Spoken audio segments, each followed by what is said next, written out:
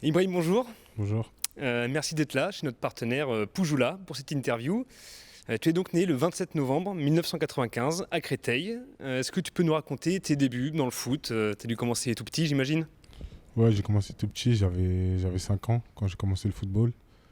J'ai commencé au club où j'habitais dans ma ville, l'ASC Val d'Argenteuil. De là, j'ai joué jusqu'à 13 ans. 13 ans, donc pré-formation, on va dire. Et après, à 13 ans, t'es parti où? Ouais, c'est ça, c'est la préformation, c'est là où on commence les gammes du football. Et à 13 ans, j'ai décidé d'aller à l'Entente Saint-Gratien. C'était un peu le club à haut niveau de la région. Et je voulais voir autre chose, tout simplement. D'accord, donc, mais tu restais quand même dans la région parisienne, proche de ton lieu de naissance. C'était important pour toi de rester dans la région? Ouais, c'est sûr, c'est qu'à 13 ans, je vois pas où on peut s'épanouir plus. J'étais bien avec ma famille et tout en jouant au football. Donc tu as fait toutes tes classes, les U15, U17, U19 à l'Entente Saint-Gratien. Et tu as fait tes débuts avec le groupe senior, on va dire, en 2013-2014. C'était en National 2 à l'époque. Tu as passé 3 saisons et demie. Raconte-nous un petit peu, pour le coup, ces 3 ans et demi. Comment ça s'est passé? Bah, déjà, ça m'a fait très plaisir déjà d'être en équipe première de mon club de là où j'ai été formé.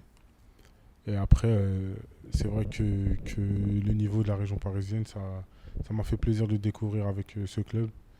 Et c'était un peu compliqué au départ, mais après, ça va. Plus les années passaient, plus ça allait mieux. Quand tu es arrivé à 13 ans là, dans ce club, tu te voyais déjà justement grimper les échelons et arriver avec l'équipe première? Bah, franchement, non, au début, non. Parce que je voulais voir un autre chemin au départ. Mais après, je me suis adapté et après, ça l'a fait, quoi. Donc voilà, tu passes 3 ans et demi là-bas avec l'équipe première. Et à la suite de ça, début 2017, tu grimpes d'un échelon, tu vas en national, et tu rejoins Épinal, tu fais une demi-saison quasi complète là-bas, tu mets 4 buts en 14 matchs.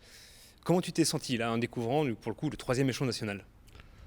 Bah, déjà, c'était un petit challenge de quitter chez moi et d'aller dans une autre région, dans un autre club. Après, je savais que si j'avais la chance d'être bon, et bah, les, les étapes allaient arriver plus vite. Là, j'ai eu la chance de rejoindre Épinal, où ça s'est pas très bien passé, parce qu'à la fin de la saison, on est descendu en CFA. Mais après ça, j'ai eu la chance de retrouver un club rapidement. Donc c'est un bon passage pour moi. Alors tu viens de le dire, là, Épinal en gros c'est la première fois que tu quittais la région parisienne. Ça n'a pas été trop dur à vivre? Au départ, si. Au départ, si, parce que j'avais pas l'habitude de vivre seul déjà. Mais après, on est obligé de s'y faire. C'est le football. Il y a des choses qui viennent, qui partent et il faut être prêt tout simplement. En plus il fait pas super chaud à Épinal, surtout l'hiver. Ouais, pas très chaud du tout. C'est la première chose que j'ai remarqué en arrivant dans la région. Et ouais, donc tu as passé 6 mois globalement à la fin, là tu viens de le dire, c'est pas un regret, mais quelque chose qui n'a pas été non plus super évident. Bah, un regret, non, du tout. Au contraire, je me dis même que si je n'aurais pas été là-bas, c'est que peut-être que la suite n'aurait pas été la même. Donc là, voilà, 6 mois à Épinal et été 2017, tu rejoins un autre club de national, Béziers. Tu participes activement à la montée du club en Ligue 2, 8 buts en 24 matchs. Évidemment, belle saison, belle aventure. Oui, c'est sûr. C'est sûr que déjà, grâce à mon petit chemin épinal, j'arrive à trouver une porte de sortie en allant vers Béziers.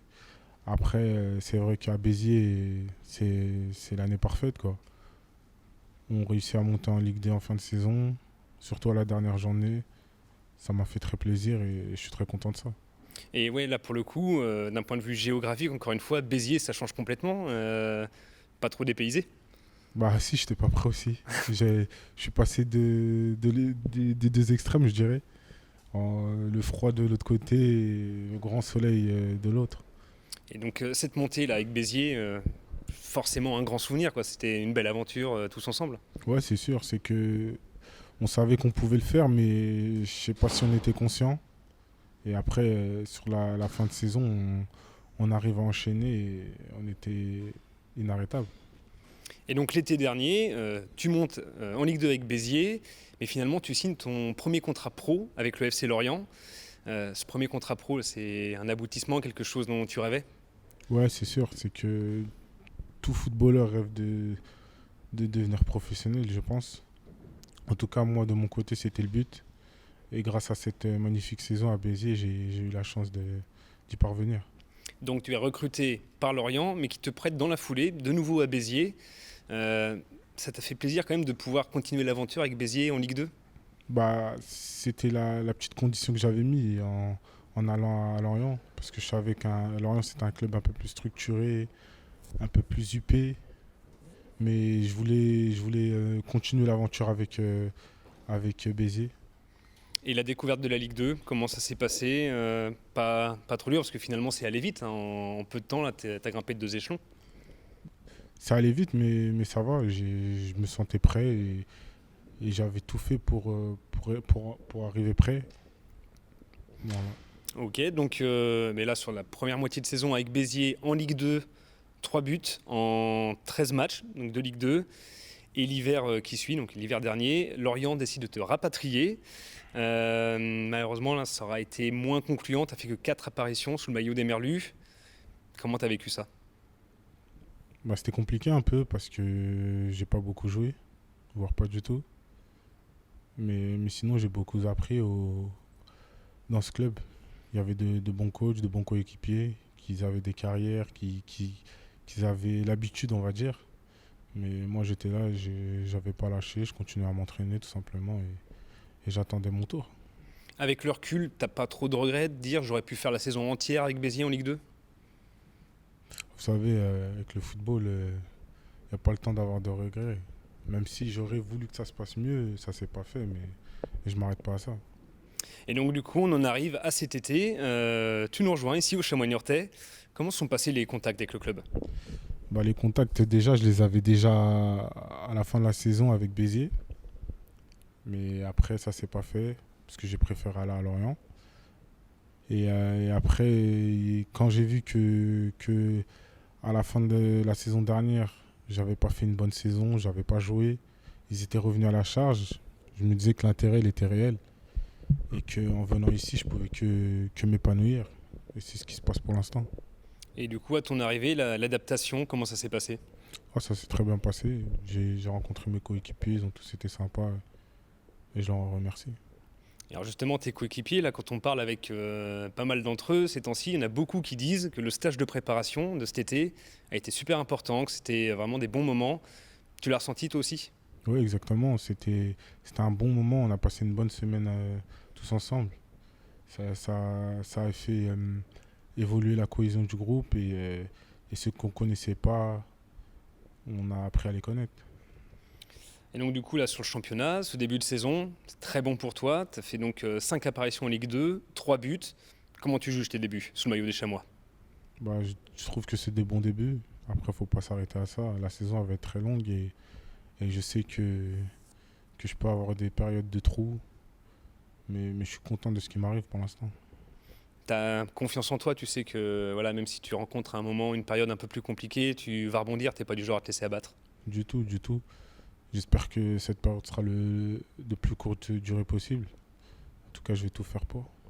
Et donc du coup, tes objectifs, là, avec les Chamois, que ce soit personnel ou collectif, c'est quoi pour cette saison? Moi, dans ma tête, vous savez, j'ai pas d'objectif. Il faut aller le plus haut possible. On prend tous les points qu'il y aura à prendre et on verra à la fin de la saison.